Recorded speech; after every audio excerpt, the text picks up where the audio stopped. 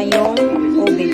Ayan po yung ating ingredients. Kaya isa na po natin guys, 2 itlog, 2 cups lang po yan na flour, tsaka 1 cups na sugar na brown yung aking gagamitin para hindi po siya sobrang matamis. Yung cheese natin yan po. Mas start na po tayo guys. Ating buko pandan at tsaka ube na ating puto guys.